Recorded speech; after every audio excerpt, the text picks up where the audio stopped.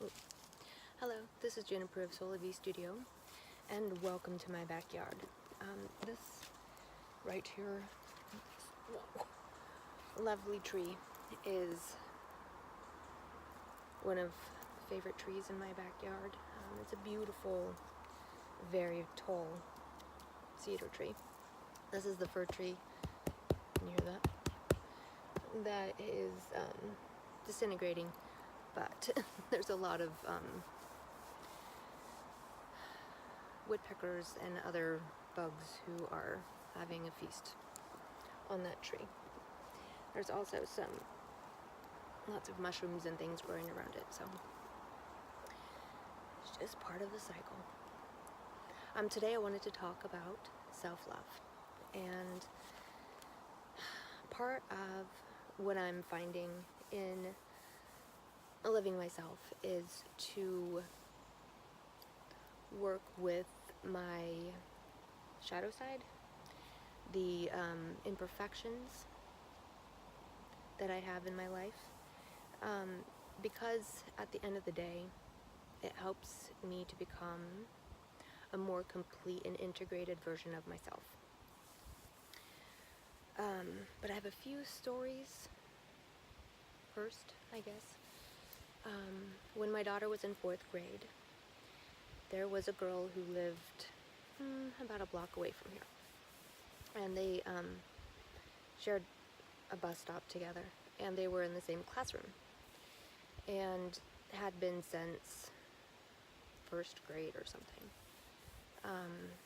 But this particular year, I believe they even had the same teacher, and they'd walk to and from the bus stop together and hang out at the bus stop. They'd interact at school some, and then they'd want to play after school.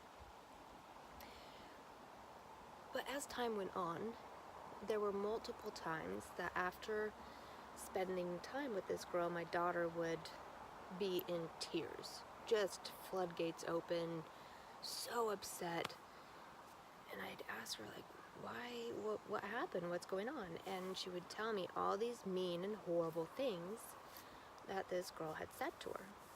And so my question for her was, are they true? Did you really do that thing that she said you did? Did you really behave in that way that she said you behaved?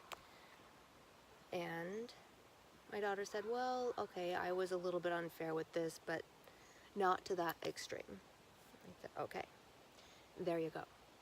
So don't believe what she says. But yes, if you did do this thing, own it. Take responsibility for it. But this continually happened. She continually came home in tears, and at a certain point, the only advice I could give her was, maybe you shouldn't hang around with that girl anymore. Because it just seems that when you hang out with her, you become very hurt and very upset, and it's happening pretty much every time you go over and play with her, or you guys ride to the park, or whatever. So, so they stopped hanging out outside of school. I don't know if they really hung out inside of school, but Maya had, I don't know, oh, sorry. She is one of those people who, even now in high school, she is friends with many different groups of people. So she rotates. Like last year, she had a schedule for, oh, I'm gonna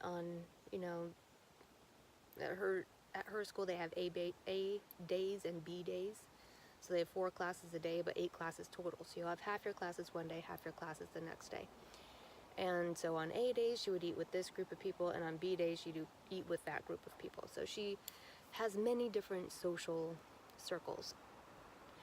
And she says she likes it because when one social circle is dealing with a bunch of drama that is, in her eyes, really unnecessary, you know, people blowing one little comment completely out of proportion, and then gossiping and gossiping and gossiping, and so my daughter enjoys when that's happening. She will go and eat lunch with a different group of people. At the same time, when that is happening, they call my daughter for her emotional support. But a similar thing, not so similar, but kind of similar. So my son, a few weeks ago, came home from school, not really upset, but just kind of like, what happened? Apparently, he was in gym class, standing next to this boy that he didn't know, and the boy just turned to him and said, "I don't like you." And according to my son's story, he didn't reply, which I was super proud of him, because being a 7th grader, that's, in my experience in middle school, that's when most of like the fist fights and things happened between boys, was in middle school. Not so much in high school. But he was actually, yesterday, came home and telling me about 2 kids who got in a fist fight at school. So luckily he didn't respond to the boy, but he was still bothered. Why on earth would this person that I don't even know turn and tell me that they don't like me? Do you hear that? It's a little frog. I thought I was hearing a little frog. Oh, that's so cool.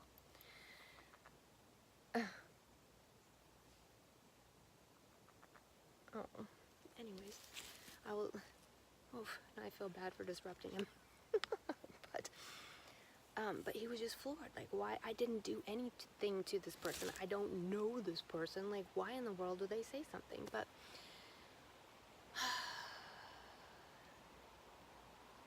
in my life and in my romantic relationships, I've come across a number of people who, of course, this is only my perspective, are not healthy communicators.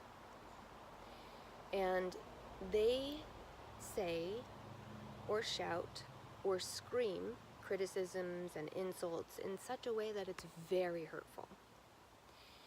And especially with boyfriends that I've had in the past, when I hang out with their families at like dinners or whatever, I hear that in their family dynamic. And I'm like, oh, that's why he talks to me that way, because that's how that's in the culture of that family. That's how they speak to each other. But for me, my parents were not always the easiest to live with. Love them dearly, they did their best. But it wasn't on a daily basis that I was being insulted and criticized. And not screamed at. So for me, it's that's not part of how I was raised. So it's very difficult for me, and now I'm seeing it with my kids. It's very difficult to be spoken to in manners that create such a negative emotional reaction. And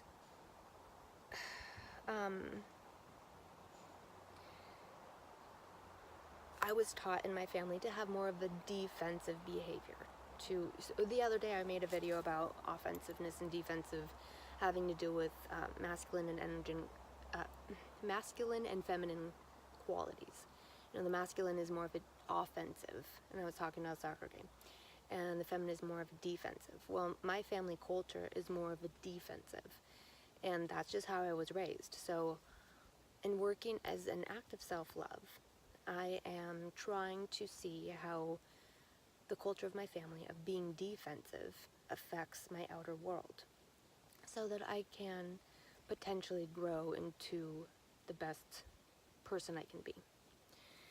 And while as other people in their family culture, they're taught to be offensive. Well, I've run into all sorts through work, through relationships, through friendships, through schooling. I've run across all sorts. And actually, when I was in Waldorf teacher training, we had an exercise in how conflict was dealt with in your home. I might have talked about this in another video a while ago. But it was really interesting. But it was really painful because conflict is so painful. And conflict ultimately, for me, it affects my vibration. It takes me down. I don't like it. And it generally, for me, is the result of unhealthy communication. But especially it results from me when I'm communicating with someone who is very aggressive and offensive or offensive. It's funny how that word is the same. To offend, being offensive, and being offensive. Interesting. But having studied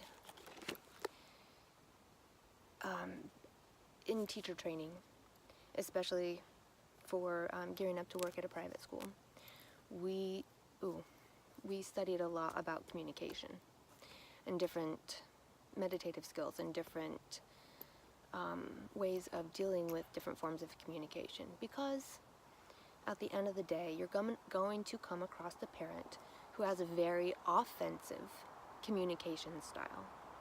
And as a teacher, it's very unprofessional to just start screaming at the person. Like, you can't do that. You will get fired. So that's where customer service came in. So, and anyway, in the teacher training program, we studied a lot about forms of communication and how to, basically nonviolent communication, how to communicate with people who are coming at you offensively and trying to offend you, trying to get a rise out of you, trying to, insult you, criticize you, etc., in an impolite way. How they are, it's basically just a power struggle. And how to redirect a conversation, try to redirect a conversation, or if it's to the point, you might need to just step away and bring in a third party as a mediator. That's what we were taught. If you've tried and tried and tried to communicate with an individual and it's simply not working, then mediation is required in the school environment. And in a lot of other workplaces as well. I mean, that's just kind of the normal chain of events when there's a breakdown in communication. But I've also been in relationships where bringing in a mediator, no, I'm definitely not going to, choose a friend or a relative to be stuck in the middle of a romantic relationship. And there's been times where it's just simply too much work. If in the relationships that I've been in, when it comes to the point where there's no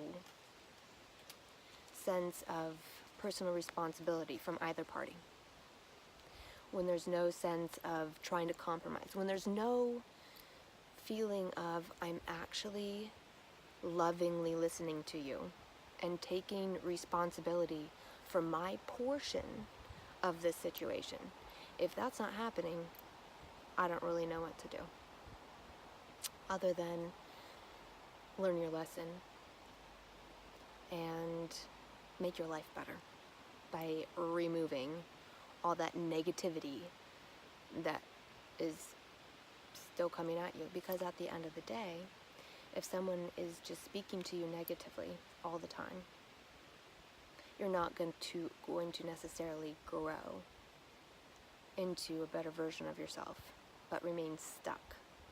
Because after a while, when you're told every day, oh, you're horrible in this way, you're horrible in that way, you're horrible in this way, you're horrible in that way, it gets stuck in your head no matter how you try for it not to. So that's just simply unhealthy, and you need to move on. And I'm so thankful that it seems, due to who my children are friends with, that they're choosing to have friends who treat them with a lot of respect, who treat them with care, who show them love, who can joke around and point out the real things that need to be looked at, or like my daughter has a friend. They've been friends since they were 2. I was pregnant with my son when the girls met, and they've been friends this whole time, but they have never once yelled at each other, screamed at each other, or had a big conflict. Because if one person does something that the other person doesn't like, they both allow each other and listen to each other talk about, oh, I had my feelings hurt about this, and the other person will automatically be at the point of, oh, I'm sorry, I didn't realize that had affected you in that way, or, they'll acknowledge and take their part in it, which has created this beautiful, loving relationship of 13 years, going on 14 years, that they've been super tight, super best friends, even if they weren't going to the same school, because they have a healthy form of communication. So, as an act of self-love, looking at the forms of communication in your life, and even with those people who are offensive, there might be some truth to what they say. Now, like my son's situation, if the kid doesn't know you and turns to you and says something rude, well then, let it go. But if it's someone that you know, there might be a speck of truth in it. And it's important to listen for that little speck of truth, or reflect on that little speck of truth at some point. And allow that to help you grow. But at the same time, if it just gets to be too time-consuming to sift through all the criticism and sift through all the insults, it might be better to not have that person in your life anymore. And that could be with a coworker, transfer departments, or find a similar job at a different company. I'm not saying be crazy and just stomp away and quit. Look for another job, but how we choose, who we choose to surround ourselves by, is also another reflection of self-love. It's a sticky, tangled web, and nothing is very simple.